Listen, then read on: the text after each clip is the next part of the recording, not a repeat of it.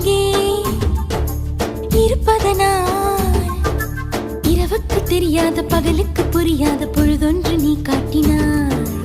இதயத்தில் நீ இருப்பதனால் நான் தூங்கும் நேரத்தில் என்னுள்ளே தூங்காமல் நெஞ்சுக்குள் வாயாடினாய். கண்ணாடி நீ கடிகாரம் நான் உன்னுள்ளே ஓடோடி வாழ்வே.